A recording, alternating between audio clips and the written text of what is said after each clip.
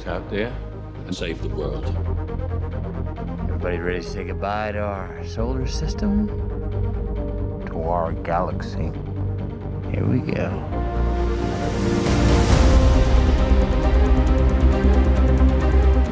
We're here. Want to get down fast, don't we? Actually, we want to get there in one piece. Hang on.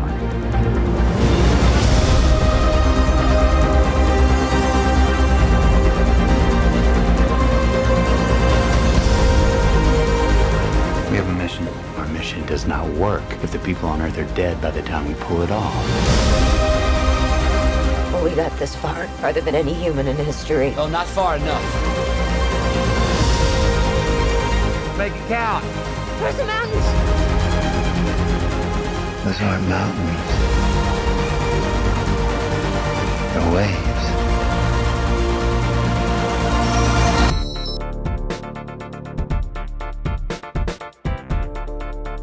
So we got to catch up a little bit yesterday. Yeah, it was good to see you. Good to see you. Good to see you again. Yeah. So let's talk about Interstellar. Yeah, let's do that. Tell me your thoughts about the budget cuts for programs like NASA, and do you believe in other universes? Yeah, totally. There's definitely, there's got to be other universes out there. I think there's more science that sways in the way of there being other universes than not. The budgets for NASA, and I absolutely respect and understand what the film is saying, but I don't take it in such a literal way as that, which is possibly controversial. But I think, yes, as human beings, we're meant to investigate and explore. That's how we were made. It's in our makeup to do that.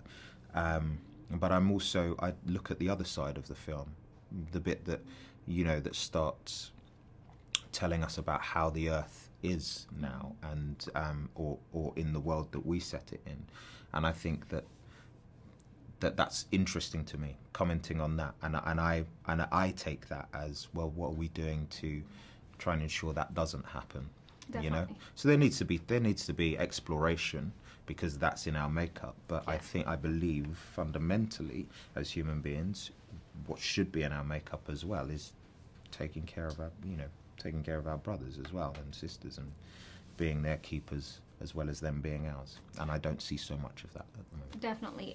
One of the things I loved about this movie is it was a story about love. And it was also a story about sacrifice, right? Yeah. Now, if you could try to save the world, if you're the only person who could try to save the world, would you do it even if it meant giving up 50+ years of your life?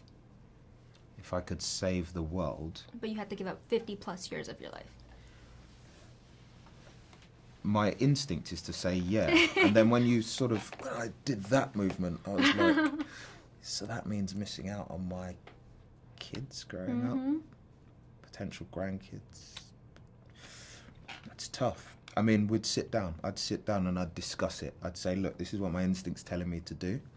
I know that my love for you will not change, wherever I am, right, and whatever, and see how. But I don't think it's a decision I can make on my own, because I am yoked with a wife and children, and it's Definitely. not something that I could just go, guys, I'm out of here.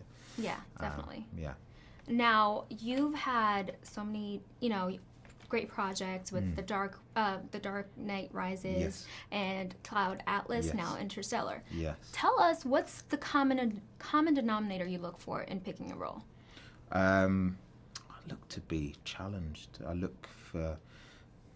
I have a production company called Indictus, and we called it that name because it's the Latin for untold, unseen, unheard, and that's kind of a thread in my life. I'm looking to discover new things, and so when a script comes along that I feel does that, then I do everything in my power to try and be involved, and I've been very blessed to have been involved in those projects that you've just mentioned. Yeah. I feel very, very fortunate. It's something that's not lost on me.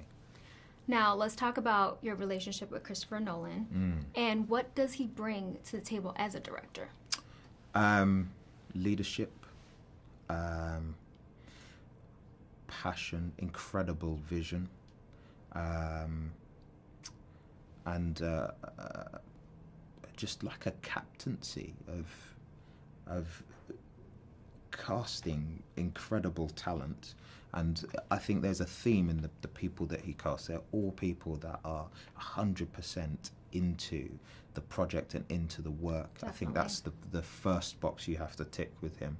And then, so when you're on a set where other people are so involved and so engaged in what you're doing, you can't help but raise your game. And I think that, in a roundabout way, all comes from him. I loved it. What's next for you? I don't know at the moment. There are a whole heap of people going crazy in my manager's office out here and in my agent's office in London. We've met for some really exciting things and some new challenges, and I'd look very different again in lots of them, and I quite like that, because I think it's fair to say Romley doesn't really look like me now.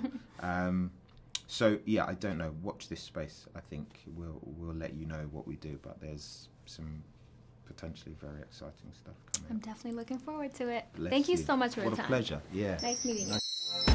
You're watching BLACKTREE on TV, only on Soul of the South.